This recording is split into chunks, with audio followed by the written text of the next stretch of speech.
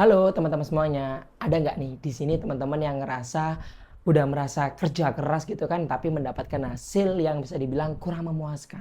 Atau mungkin buat teman-teman di sini ada nggak yang juga berpikir seperti ini? Aduh, 3 tahun lagi, 5 tahun lagi, hidup ini bakal seperti apa ya buat kedepannya ya? Kok seakan-akan di hari ini sangat sulit sekali gitu kan? Akhirnya apa? Overthinking, bingung tentang masa depan seperti apa. Dan bahkan kita pun juga ingin mencari sebuah jawaban gitu kan. Bagaimana sih caranya bisa menikmati hidup yang benar-benar kita dambakan.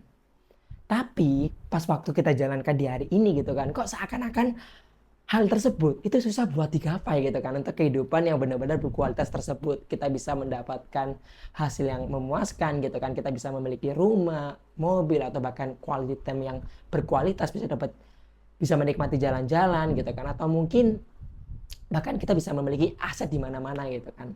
Nah, tapi pada saat kita mikir ke sana, kok kayaknya bakal susah gitu kan. Atau bahkan kita bingung, mulainya dari mana gitu kan. Nah, teman-teman, ini aku kemarin habis baca sebuah buku yang pas aku baca buku ini, aku merasa bahwa di buku ini itu memberikan sebuah panduannya, sebuah jawabannya untuk kita-kita yang bingung bagaimana sih untuk memiliki kehidupan yang benar-benar berkualitas. Atau bahkan harapannya kita adalah apa? Kita bisa mendapatkan kebebasan finansial atau financial freedom. Nah, apa bukunya? Bukunya berjudul Cashflow Quadrant karangan Robert T. Kiyosaki. Dan di buku ini aku akan sharing beberapa hal gitu kan ya, kurang lebih ada 3. Siapa tahu bisa membuat teman-teman langsung ada gambaran ya tentang isi buku ini yang bisa membuat kita menuju kehidupan yang kita dambakan. Wes, kita menuju bersama-sama ya. Oke, langsung aja kita bahas. Yang pertama, teman-teman semuanya, kita akan masuk dari apa itu cashflow quadrant. Jadi sederhananya cashflow quadrant ini kita bisa mengenal lebih dalam tentang sumber penghasilan yang kita dapatkan. Ini asalnya dari mana aja? Di sini Robert T. Kiyosaki menginfokan ada 4 kuadran. Apa aja? Yang pertama ada kuadran employee atau pegawai. Jadi kuadran employee ini adalah orang-orang yang menukarkan waktu mereka, energi mereka, jasa mereka untuk mendapatkan uang. Iya, contohnya seperti apa? Pegawai. Seperti mereka-mereka yang kerja di kantor, mereka-mereka kerja di pabrik, mereka-mereka yang kerja di instansi, di pemerintahan, entah itu dari staff, entah itu dari supervisor, manager, ataupun bahkan direktur, mereka termasuk kuadran employee. Jadi kalau mereka kerja, mereka akan dapat uang. Tapi sebaliknya kalau mereka mungkin nggak kerja, ya mereka nggak akan dapat uang. Jadi sumber penghasilan yang mereka dapatkan dari apa? Dari kerja. Mereka dapat uang dari mana? Dari gaji. Seperti itu. Itu untuk kuadran yang pertama. Dan kuadran yang pertama ini, ini mereka lebih ke arah mencari sebuah keamanan dan stabil. Seperti itu. Dan yang kedua, ada kuadran S. Nah, kuadran S ini adalah self-employed. Yaitu mereka-mereka yang bekerja untuk diri mereka sendiri. Nah, mereka ini memiliki jasa yang luar biasa, yang bagus gitu kan. Atau mereka juga dibayar karena karya mereka. Nah, akhirnya apa? Mereka mendapatkan uang. Contohnya apa? Contohnya misalkan seperti dokter. Dokter praktek ketemu pasien, habis ketemu pasien dapat hasil. Nah, itu salah satu contohnya. Kedua, bisa jadi influencer. Nah, buat konten gitu kan, terus ada endorsan masuk, dia buat gitu kan, baru dia dapat uang. Nah, dia dibayar karena endorsan ini. Tapi kalau dia nggak buat, dia nggak dapat. Kayak gitu. Atau mungkin seperti artis. Nah, artis kalau dia dapat ini ya, dapat untuk show gitu kan, dia akan dibayar per jamnya berapa. Seperti itu. Nah, itu termasuk di kuadran S. Atau kuadran S ini juga bisa termasuk bisnis-bisnis kecil. Yang dimana bisnis kecil ini, kalau semisal ownernya ini nggak ada di sana, bisnis ini nggak bisa jalan. Contohnya nih, misalkan orang jualan teh gitu di pinggir jalan. Nah, kalau ownernya ini nggak menjaga di hari itu, nggak jualan, bisnis tehnya itu akhirnya nggak jalan. Dan biasanya kuadran S ini berisikan orang-orang yang smart, orang-orang yang pinter, orang-orang yang perfeksionis. Kayak gitu, bagi mereka, kalau bukan aku yang mengerjakan, otomatis hasilnya nggak akan baik. Jadi mau nggak mau, aku yang harus kerja. Nah, pertanyaannya, kuadran S dan kuadran E, kalau misal mereka nggak kerja, mereka dapat uang nggak? Pasti nggak dapat uang. Seperti itu untuk kuadran S dan E. Nah, ada dua kuadran lagi yaitu B dan I. Nah, B ini apa? B ini adalah kuadran bisnis. Nah, kuadran bisnis ini adalah mereka-mereka yang berfokus dalam membangun sistem atau membangun sebuah tim. Sehingga ketika sistemnya jadi, timnya jalan, otomatis di sana mereka baru memperoleh uangnya, memperoleh hasilnya. Di kuadran B ada 3 jenis. Apa aja? Pertama, usaha yang dikembangkan sendiri. Dia bangun sistemnya dari awal sampai besar sehingga ketika ownernya mungkin lagi liburan, lagi jalan-jalan, usahanya tetap jalan dan bisa mendapatkan hasil. Kenapa? Karena sistemnya udah jalan. Kedua, franchise. Nah, franchise yang benar-benar franchise yang bagus itu pun juga termasuk kuadran B. Kayak gitu. Kenapa? Karena kita tinggal beli sistem, tinggal kita jalankan, kita pun juga bisa menikmati hasilnya. Dan yang ketiga ada network marketing atau pebisnis MLM. Yang dimana ketika mereka bangun jaringannya, bangun timnya, dan timnya jadi, otomatis di sanalah mulai mendapatkan hasilnya. Jadi kuadran B ini adalah kuadran yang berfokus pada bagaimana caranya aku bisa menciptakan sebuah sistem yang bagus dan membentuk tim yang solid. Sehingga apa? Dua-duanya ini jalan bersamaan dan bisa mendapatkan hasil. Mereka dibayar ketika mereka berhasil menciptakan sistem. Nah, dan yang keempat adalah I. Nah, I ini adalah investor. Jadi investor ini ya pasti semuanya di sini sudah tahu lah ya investor itu seperti apa. Jadi ketika mereka memiliki sumber penghasilan yang begitu banyak, dia berpikir gimana nih dari uangku ini bisa lebih bertambah lagi. Nah, akhirnya apa? Mereka berinvestasi di saham, atau mungkin di properti, atau mungkin di kripto, atau mungkin di reksadana, atau mungkin di obligasi dan yang lainnya. Sehingga ada pengembaliannya, ada return-nya berapa. Seperti itu. Nah, jadi ada 4. E, employ, S, self-employ, B, business, dan yang keempat adalah I, investor. Nah, dengan kita tahu 4 hal ini, kita akhirnya tahu nih, kira-kira kita berada di cash flow kuadran yang mana. Dan kalau kita mengejar namanya kehidupan yang penuh dengan kebebasan, nah Robert T. Kiyosaki menyarankan untuk kita bisa masuk di kuadran B dan I. Nah, tapi kalau buat teman-teman yang ya udahlah gini-gini aja, nggak usah mulu-mulu atau apa, kuadran E, S itu juga udah cukup gitu kan. Seperti itu. Jadi kalau teman-teman bisa memiliki kehidupan yang oke, B dan I, Robert T. Kiyosaki menyarankan ke sana. Nah, yang jadi pertanyaannya, bagaimana kita menjadi seorang B dan I yang kita bisa membangun bisnis dengan baik dan kita bisa berinvestasi sehingga memiliki kehidupan yang didambakan banyak orang. Nah, ini bagian kedua. B dan I. Caranya bagaimana? Oke, di sini Robert bilang ada 3 hal. Kita harus menjadi yang pertama, dan yang kedua kita harus juga melakukannya. Dan yang ketiga kita harus mempunyai. Artinya apa? Pertama, menjadi. Menjadinya apa? Menjadi B dan I. Nah, ini dimulai dari apa? Dari mindsetnya kita, dari pemikirannya kita. Karena apa yang kita pikirkan, itulah yang akan kita lakukan.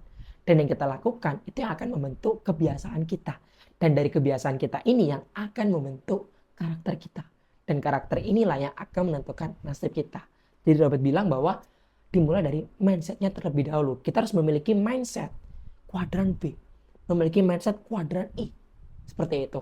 Dan untuk berpindah mindset dari E dan ke B ini, itu bisa dibilang nggak gampang. Contoh, orang yang memiliki mindset kuadran E, mereka pasti akan berpikir mencari keamanan. Mereka akan berpikir, oh kalau aku melakukan A, berarti aku harus dapat A. Tapi pada kenyataannya ketika kita terjun di kuadran B, kadang kita ngelakuin A, hasilnya bisa B, hasilnya bisa C. Atau mungkin simpelnya, kalau aku ngeluarin effort, usaha 10, kalau kuadran E mikirnya aku harus dapat 10. Tapi kalau kuadran B, gimana realitanya gitu kan. Kita ngeluarin effort 10 gitu kan. Bisa-bisa mungkin dapatnya gitu kan. Karena masih merintis, dapatnya mungkin minus. Atau mungkin cuma 1, 2, 3, nggak banyak. Dan banyak orang nggak siap tentang hal ini. Kayak gitu. Jadi kenapa kok pada saat orang yang dari mereka terbiasa untuk kerja, ketika mereka terjun di bisnis, mereka pun capek gitu kan. Kok yang aku lakuin kok nggak sama ya untuk effort yang aku keluarkan. Sehingga akhirnya apa? Mereka pun dengan gampangnya berhenti. Jadi mulailah dari mindsetnya terlebih dahulu. Miliki mindset kuadran B dan kuadran I. Kuadran B gimana? Fokus pada sistem. Dan untuk bangun sistem memang perlu waktu. Takes time. Bisa 1 tahun, 2 tahun, 3 tahun, bahkan 10 tahun. Tergantung seberapa cepat kita tahu mana yang bagus untuk bisnis kita. Seperti itu. Dan yang kedua, setelah kita memiliki mindsetnya gitu kan, kuadran B dan I, apa yang kita lakukan? Kita lakukan. Masuk kedua, melakukan. Apa yang kita lakukan? Di sini ada 7 hal dari buku ini. Yang pertama, yaitu bangunlah bisnis Anda sendiri. Kenapa? Karena dengan kita membangun sebuah bisnis, teman-teman, kita akan mendapatkan banyak gambaran. Dari pertama kita tahu nih bagaimana cara untuk membangun sistem dengan baik. Kita pun juga bisa mengenal manusia lebih dalam karena kita akan membangun tim juga gitu kan. Dan yang ketiga, sumber penghasilan yang didapatkan gitu kan. Itu pun bisa, ya namanya kalau bisnis ini ya kebanyakan orang berpikiran besar. Memang betul gitu kan. Jadi kenapa? Pertama, yaitu apa? Bangunlah bisnis Anda sendiri. Kenapa? Karena untuk menciptakan mesin uangnya dulu. Kita ciptakan mesin uangnya. Dari mana? Dari bisnis. Kayak gitu. Kedua, yaitu apa? Atur keuangan Anda. Atur alur kas Anda.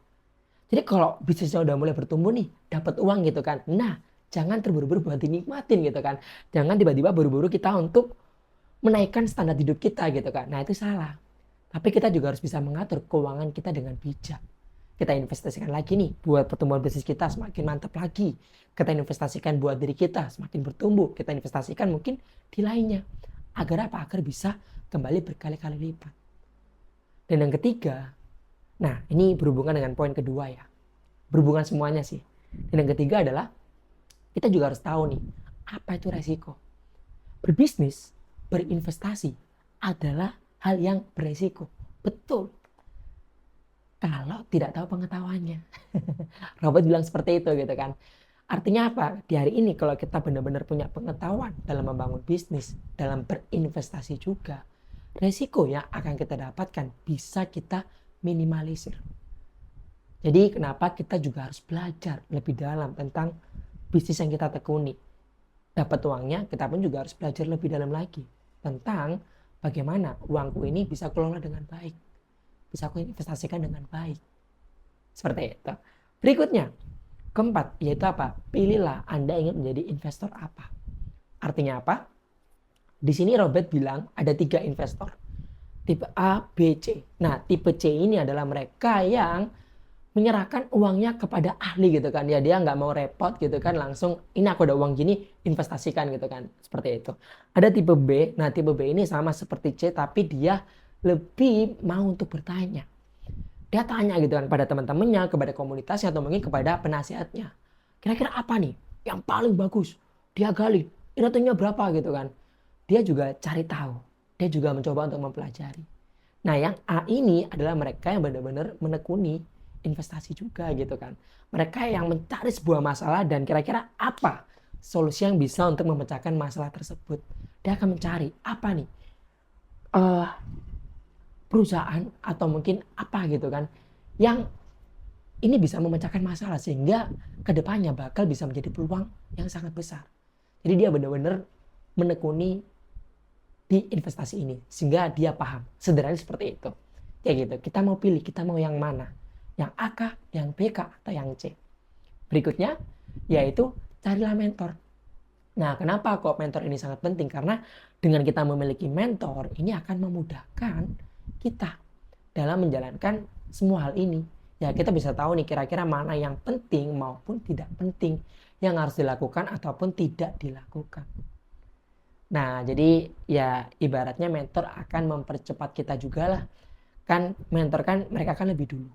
Jadi mereka tahu nih kira-kira kalau kita lewat A, apakah ini bisa maksimal atau sebaliknya.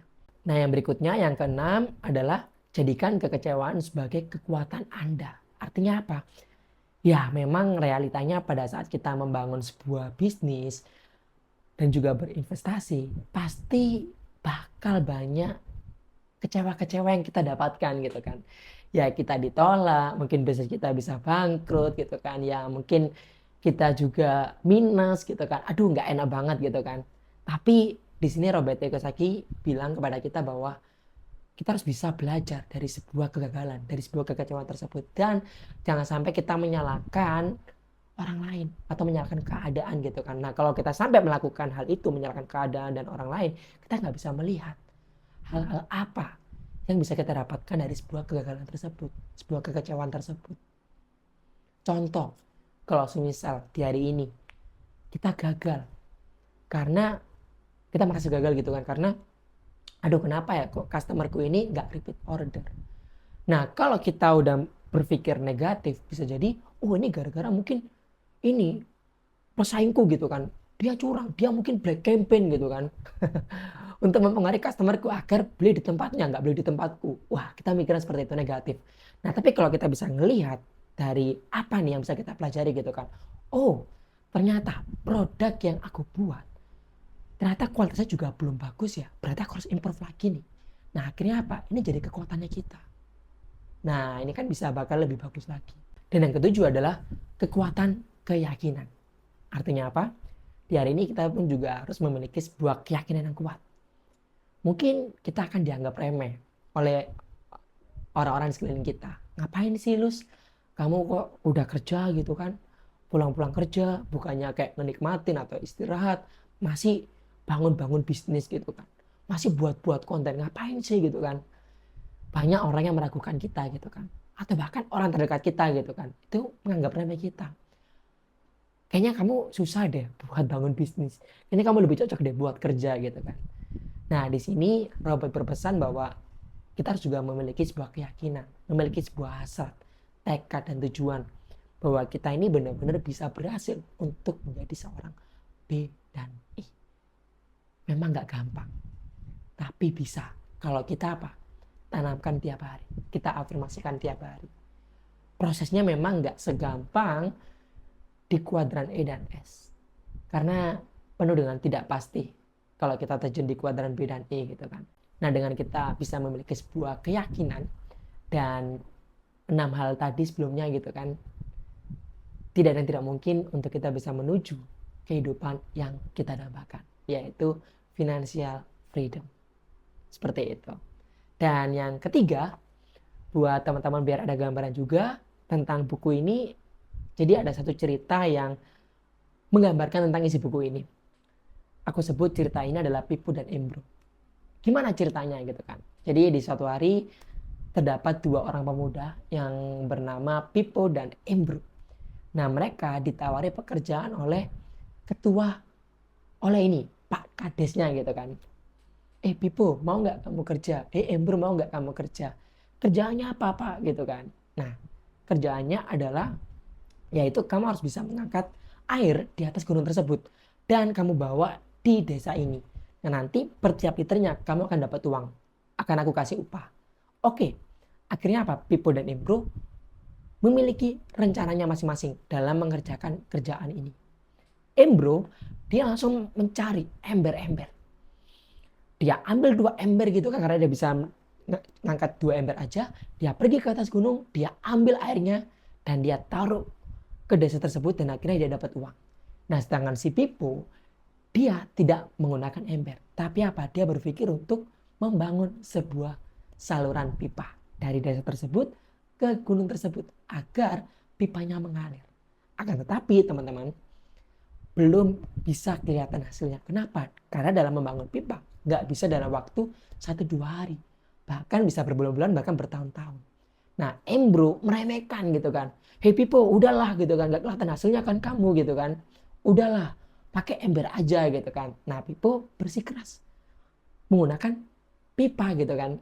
Dia bangun gitu kan hari demi hari.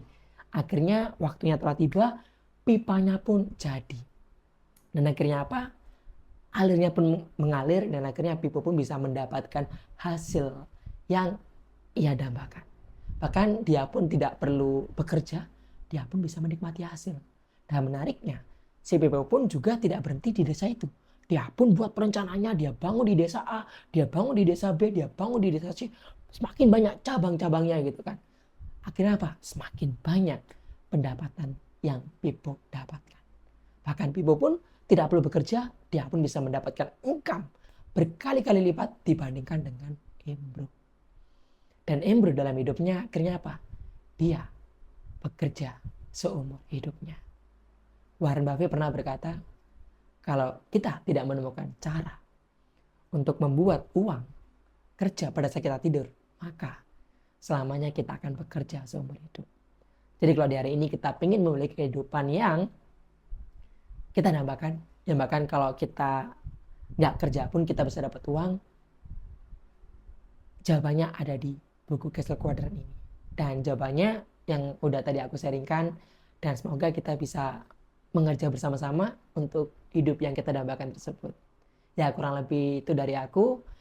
Thank you so much. Kalau buat teman-teman yang senang dengan review buku yang aku sampaikan, jangan lupa komen, jangan lupa like, dan jangan lupa share ya ke teman-temanmu. Siapa tahu kita bisa ngelewati problem ini bersama-sama. Dan kalau ada saran untuk buku yang mau dibahas lagi, boleh kalian di kolom chat juga ya. Thank you. Jangan lupa subscribe juga. Thank you.